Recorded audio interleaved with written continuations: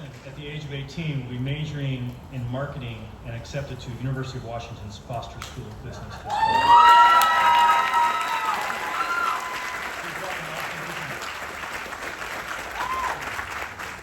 Thank you, Dr. Murray. What an honor to be speaking to you, amazing graduates. After all the hours cramming on the third floor library with the geese white noise in the background, I wasn't sure if all the caffeine from stopwatch espresso would get us here to this day. But we made it. We all made it.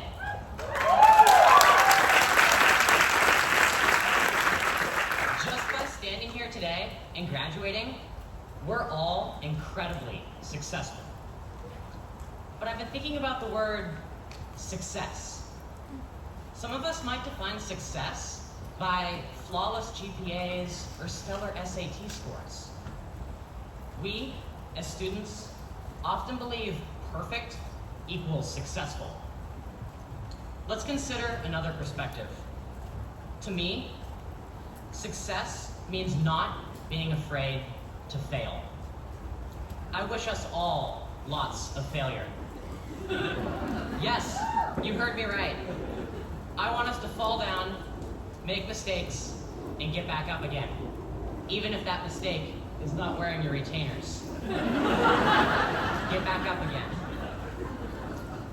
As a high school running start student, I chose Cascadia for autonomy and independence. But with autonomy comes responsibility. And with responsibility comes a much greater chance of failure. We've all failed at some point at Cascadia. Here's an example I'm sure many of us can relate to. For 2 quarters in a row, I forgot to renew my parking pass and got a ticket on day 1 of the new quarter. But every time we fail, we learn something. I learned Cascadia's parking enforcement is really good. Or how about this? We've all written note cards for a class. I myself specifically bought a 0.3 millimeter mechanical pencil and spent hours meticulously scripting every formula in the smallest font possible for calculus. And then I lost my note card on the way to school, only to find this in my car 3 months later.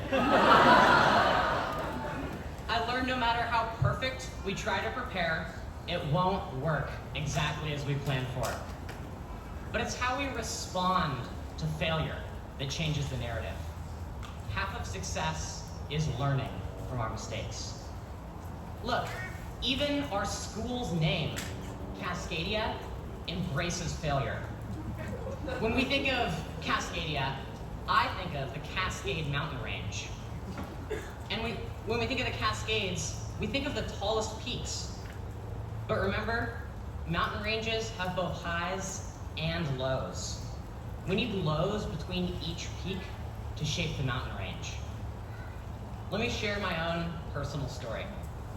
I'm an artist. When I was in 9th grade, I got my business license. Back then, my definition of success meant having booths at art festivals with successful artists I idolized.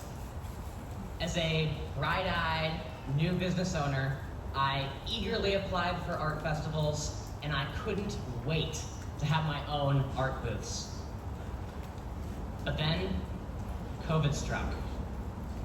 I never would have predicted that all art festivals for the summer of 2020 would be canceled. Every single one. Even though it was out of my control, I felt like I'd failed. My entire definition of success didn't happen. I put all my eggs in one basket and was left with nothing. This setback, investing in inventory, but having 0 events to sell it at, meant my entire life savings was sitting in a spare bedroom as inventory without a sales outlet. But what could I learn from canceled art festivals? I'd already failed my first dream of festival success. So so I knew I needed a new approach. I did something really unique.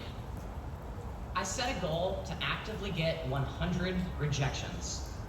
I started walking up to local galleries, museums, and gift shops, trying to get my art there. Worst case, they say no, and I'm no worse off than I was before. So far, I've been rejected by 138 shops.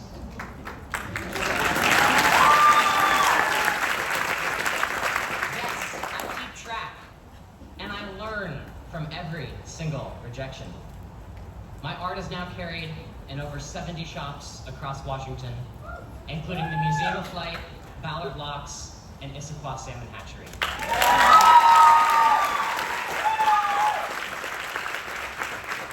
I look at the full perspective, I failed much more than I succeeded. Simply stating success doesn't tell the whole story. A 4.0 looks perfect on paper, but it doesn't show the countless mistakes and failures we've made along the way. As an artist, I'll quote Bob Ross. We don't make mistakes, just happy little accidents. I want to encourage us all to make more happy little accidents. My story as an artist is just one example. Each of us, as students, athletes, employees, even dentists, have all had our own failures. Your own definition of success might be becoming a pro in your field. But let's look at how successful the pros really are. I'll start with the Seattle Kraken. Hockey has a measurement called shots on goal, which is how many shots were taken per game. The Kraken take 30 to 40 shots on goal per game, yet they only score 2, 3, or 4 goals. They miss 90% of their shots. Yet they still made the playoffs as one of the most successful teams in hockey. Or take the Mariners. Their best player, Julio Rodriguez, had a batting average of .284, which means J-Rod successfully gets on base just over 28% of the time.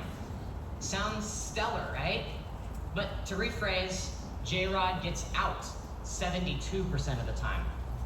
Would you look at Julio Rodriguez and the Mariners and tell me they're a failure? It was the Mariners' most successful and celebrated playoff run after 21 years of lows.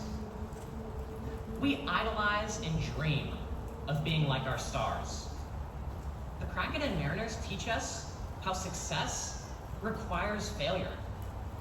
To become a star, we can't set the sky as the limit. So apply for that job or internship you don't think you're qualified for. Reach for that big, crazy dream you have.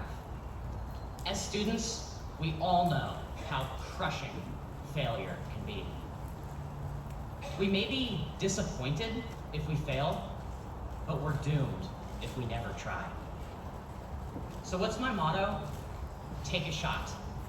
Lin-Manuel Miranda sung, "I am not throwing away my shot." If we're really successful, our shots will go well 28% of the time, like Julio Rodriguez and the Mariners. I believe our generation needs to embrace the F word. Failure should be embraced, not feared. I'd like to thank Cascadia and our professors for setting us up for success, but especially for allowing us the opportunity to fail. Of all the times we've failed at Cascadia, chances are it was because we were trying something new, taking a new math class, or beginning a new quarter. Because we showed up at the parking lot or bus stop for that new quarter, even though we got a parking ticket, or missed the first bus, or even lost our note card, we still showed up. We've all stepped out of our comfort zones to be here, and that's something we all should be proud of. I commend the international students who tried something new by stepping on that plane to travel to Cascadia. I commend those returning to college who left something behind to finish your degree or come study a new field. I commend Running Start students who stepped outside of our high schools we've grown up in to try this thing called college. I commend each and every one of us for our unique risks we've taken. Because we've made it this far, we've already succeeded immensely. But just because we've stepped outside of our comfort zone once, don't expect that once to be enough.